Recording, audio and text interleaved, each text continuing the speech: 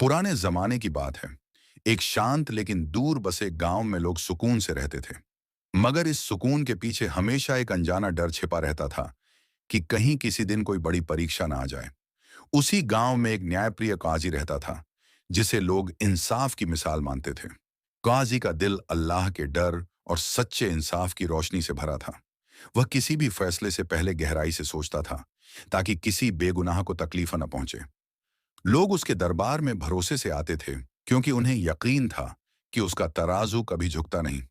एक दिन गांव में अचानक हलचल मच गई। खबर फैली कि रात के अंधेरों में किसी ने एक गरीब बूढ़ी औरत की अकेली बकरी चुरा ली है। बूढ़ी औरत रोती हुई काजी के पास पहुंची। अब पूरा गांव इसी मामले पर नजर लगाए बैठा था। बूढ़ी औरत के आंसू देखकर माहौल में खामोशी छा गई। काजी ने न गुस्सा दिखाया, न जल्दबाजी की।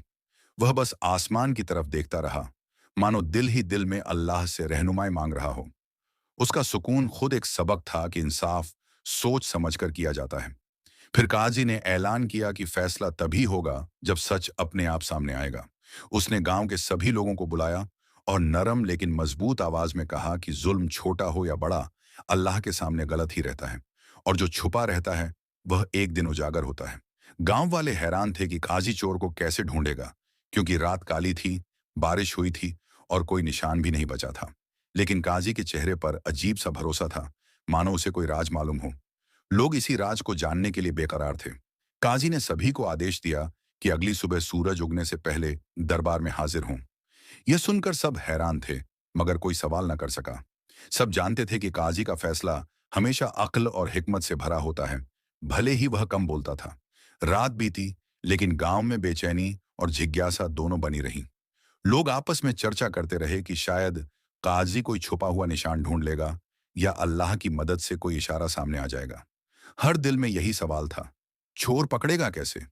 सुबह होने से पहले दरबार के बाहर भीड़ जमा हो गई। बूढ़ी औरत एक कोने में खड़ी थी। उसकी उम्मीद टूटी नहीं थी, क्योंकि उसे यकीन था कि अल्लाह किसी मजलूम को बेसहारा नहीं छोड़ता। काजी अंदर आया तो पूरा माहौल शांत हो गया।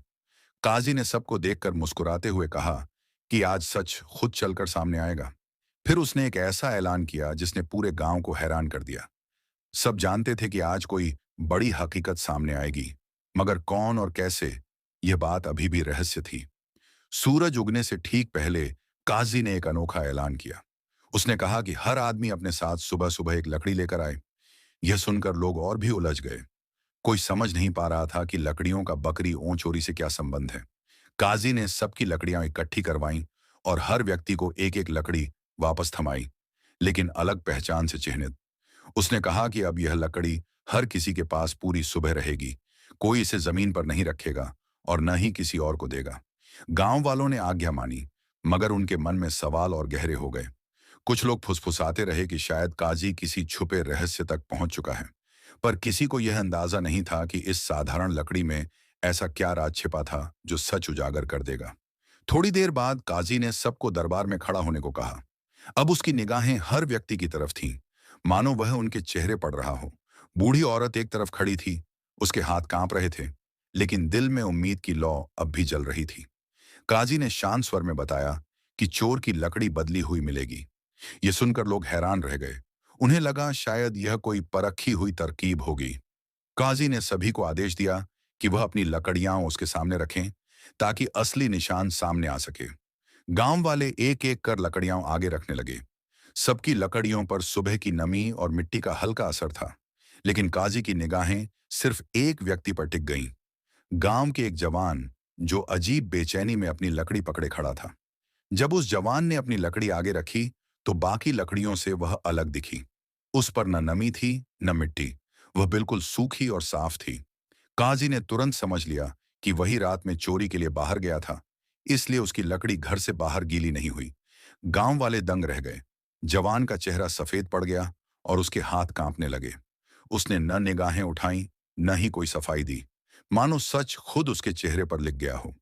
बूढ़ी औरत की आंखों में राहत के आंसू आ गए।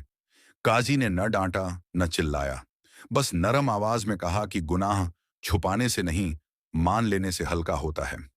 जवान की आंखें भर आईं और उसने कांपती आवाज में अपने गुनाह को कबूल कर लिया। अब पूरा गांव एकदम शांत होकर यह दृश्य देख रहा था।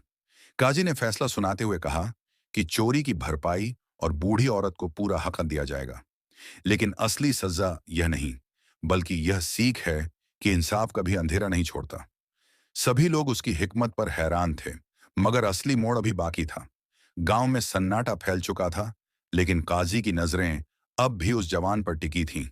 फैसला सुनने के बाद हर किसी को लगा कि मामला खत्म हो गया, मगर काजी जैसे किसी गहरी सोच में था।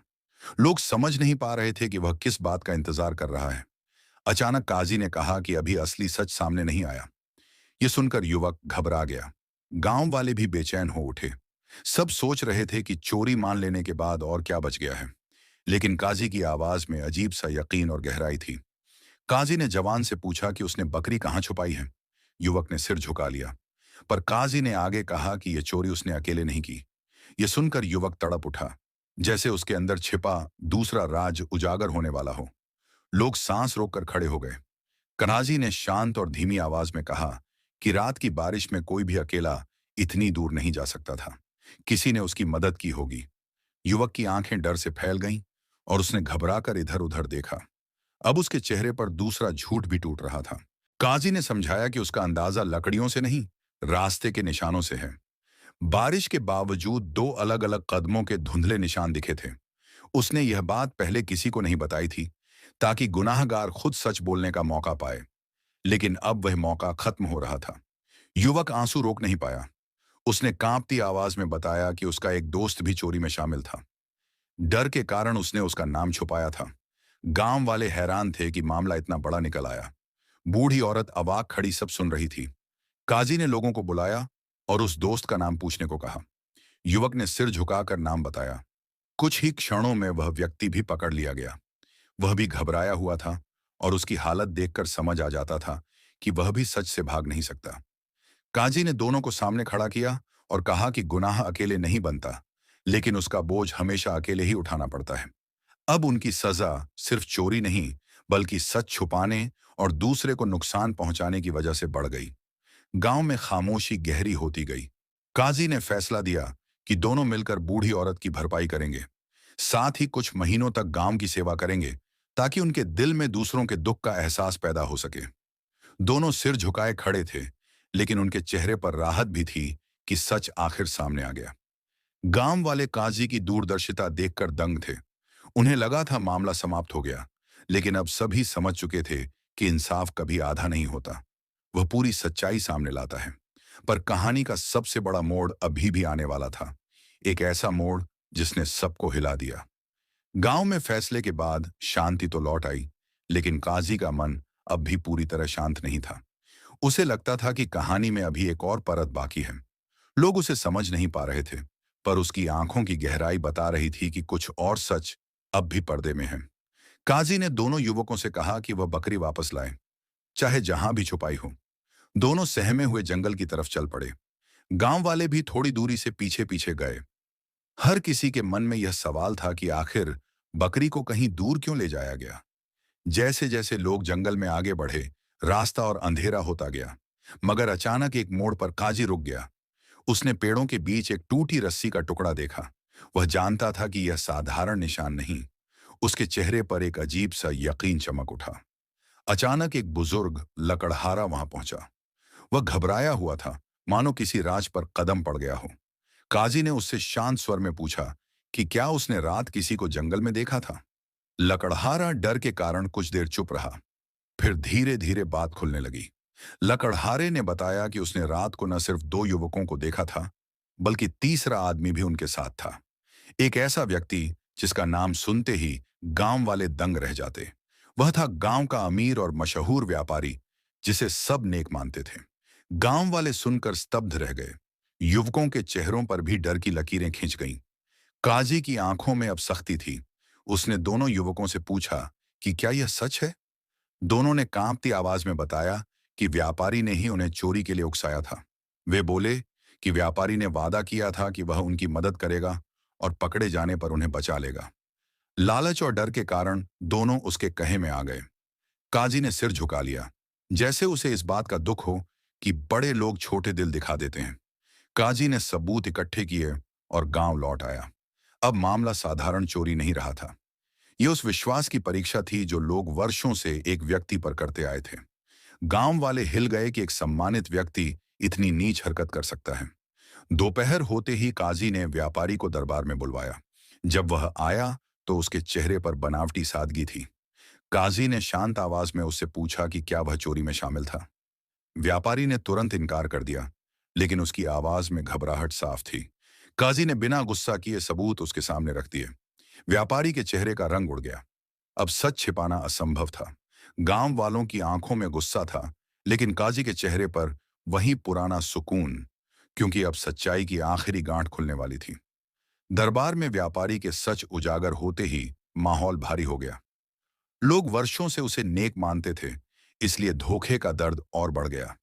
काजी ने शांत नजरों से भीड़ को रोकते हुए इशारा किया कि किसी को जल्दबाजी नहीं करनी है। इंसाफ जल्द नहीं, सही होता है। व्यापारी अब भी अपनी सफाई देने की कोशिश कर रहा था, लेकिन उसकी आवाज कांपती जा रही थी। काजी ने उसे बैठने को कहा और पूरे मामले को फिर से समझाया। वह चाहता था कि व्यापारी अपनी गलती मान ले, क्योंकि मान लेना गुनाह से भी बड़ा सबक दे देता है। काजी ने दोनों युवकों को सामने बुलाया। उन्होंने पूरे घटनाक्रम को दोहराया, कैसे व्यापारी ने उन्हें गरीब होने का फायदा उठाते हुए लालच दिया था। उनकी बातें सुनकर गांव वालों की निगाहें और भी कठोर हो गईं। झूठ अब टूट कर बिखरने लगा था। व्यापारी ने घबरा कर कहा कि यह सब उसके खिलाफ षड्यंत्र है, लेकिन काजी ने लकड़हारे का गवाही देने को कहा। लकड़हारे ने डरते हुए सच बताया। उसने तीनों को जंगल में देखा था और व्यापारी को निर्देश देते सुना था। यह सुनकर व्यापारी की आखिरी उम्मीद भी बुझ गई। अब पूरे गांव की नजरें काजी पर थीं। वे जानना चाहते थे कि इतनी बड़ी सच्चाई सामने आने के बाद वह क्या फैसला देगा। काजी ने गहरी सांस ली, मानो दिल में अल्लाह से राह मांग रहा हो। फिर उसकी आवाज ने दरबार में गूंज पैदा की। आज असली इंसाफ होगा। उसने कहा कि बड़ा गुनाह वही करता है जो अपनी हैसियत का गलत इस्तेमाल करे। इन युवकों ने गलती की, मगर उन्हें उकसाने वाला व्यापारी था, इसलिए व्यापारी की सजा सबसे बड़ी होगी। यह सुनते ही व्यापारी के पैर कांपने लगे। काजी ने आदेश दिया कि व्यापारी पहले बूढ़ी औरत का नुकसान पूरा करेगा, बकरी का हर्जाना, उसके खर्च और कई महीनों तक उसकी देखभाल। इसके अलावा उसे गांव की भलाई के कामों में लगना होगा, ताकि उसके दिल से घमंड और लालच मिट सके। दोनों युवकों की सजा काजी ने हल्की कर दी, क्योंकि वे स्वीकार कर चुके थे। उन्हें श्रम सेवा और बुजुर्गों की मदद का काम दिया गया। यह फैसला सुनकर गांव वालों को महसूस हुआ कि काजी सिर्फ सजा नहीं देता, वह इंसान को सुधारने की राह भी दिखाता है। व्यापारी पहली बार चुप और टूटे हुए मन से खड़ा था। उसकी आंखों में शर्म भी थी और डर भी। काजी ने उसे देखने के बाद कहा कि इंसाफ का असल मकसद दिलों को जगाना है, न कि सिर्फ हाथों को रोकना। व्यापारी की गर्दन और झुक गई। जब फैसला पूरा हुआ तो गांव में राहत फैल गई। लोगों को लगा कि अब सब खत्म हो गया, मगर काजी ने आसमान की तरफ देखते हुए कहा, अभी आखिरी सच बाकी है और वही इस कहानी को पूरा करेगा। गांव वाले हैरान थे। आखिर कौन सा सच? काजी की बात सुनकर गांव में फिर सन्नाटा फैल गया। सब सोच रहे थे कि आखिर और कौन सा सच बचा है। फैसला तो हो चुका था, गुनाह भी साबित हो चुका था, लेकिन काजी के चेहरे पर गहरी सोच की रेखाएं थीं, जैसे वह एक और परत खोलने वाला हो। काजी ने बूढ़ी औरत को आगे बुलाया। वह कांपते कदमों से आई। काजी ने नरम आवाज में पूछा, क्या तुम्हें पहले भी कोई नुकसान हुआ है? बूढ़ी औरत की आंखों में आंसू भर आए। उसने धीमे स्वर में हाँ कहा। लोग चौंक गए। उसे पहले किसने नुकसान पहुंचाया था? बूढ़ी औरत ने बताया कि पिछले महीने उसकी 2 मुर्गियां भी गायब हुई थीं। उसने सोचा था कि शायद जंगली जानवर ले गए होंगे, इसलिए वह चुप रही। लेकिन उस समय भी रात में अजीब आवाजें सुनाई दी थीं। यह सुनकर काजी की आंखों में चमक आ गई। काजी ने युवकों से पूछा कि क्या वे पहले भी चोरी करने गए थे। दोनों ने रोते हुए कहा कि हाँ, लेकिन उस समय बकरी नहीं मिली तो मुर्गियां चुरा लीं। और यह भी कि व्यापारी ने ही उन्हें कहा था कि बूढ़ी औरत आसान निशाना है। भीड़ में गुस्सा भर गया। काजी ने गहरी सांस लेकर कहा, यह कहानी आज खत्म नहीं होती, यह शुरुआत है। जब एक गुनाह छुपता है तो उसके पीछे और गुनाह जन्म लेते हैं। अगर पहली चोरी को पता किया जाता तो आज यह बड़ा नुकसान न होता। सबके सिर शर्म से झुक गए। काजी ने आगे कहा कि गांव ने भी गलती की है। सबने बूढ़ी औरत की अकेलेपन को अनदेखा किया। अगर लोग एक दूसरे का हाल पूछते तो कमजोर पर कोई हाथ न डाल पाता। इंसाफ सिर्फ काजी का नहीं, पूरे समाज का फर्ज है। माहौल और गंभीर हो गया। फिर काजी ने बूढ़ी औरत से माफी मांगी तुम्हें अकेला नहीं छोड़ा जाएगा। तुम्हारी देखभाल गांव करेगा और हर हफ्ते कोई ना कोई तुम्हारे घर की मदद करेगा। गांव वालों ने चुपचाप सिर हिलाया। उनके दिलों में पहली बार बूढ़ी औरत की तकलीफ उतरी। अब उसने व्यापारी को देखा। उसकी आवाज खड़ी थी, लेकिन न्याय की रोशनी से भरी। तुम सिर्फ चोर नहीं, दूसरों को चोर बनाने वाले हो। तुम्हारी सजा सिर्फ नुकसान भरना नहीं, बल्कि यह सीखना है कि धन से बड़ा दिल होता है। व्यापारी की आंखों से आंसू बहने लगे। फिर उसने दोनों युवकों से कहा, गलती बड़ी थी, लेकिन मान लेना उससे बड़ा साहस था। अब तुम दोनों गांव के बच्चों को रोजाना ईमान और मेहनत का सबक दोगे, ताकि कोई और तुम्हारी राह पर ना चले। दोनों ने हाथ जोड़कर सिर झुका दिया। सूरज ढलने लगा और काजी ने आखिर में कहा, इंसाफ वही है जो सिर्फ गुनाह रोकता नहीं, बल्कि दिल बदल देता है। जब दिल बदल जाए, तब समाज बदलता है। गांव वालों ने उस दिन समझा कि सच्चा इंसाफ सजा नहीं, सीख, सुधार और दिलों की जागृति है। और यही इस कहानी का असली मोड़ और नसीहत थी।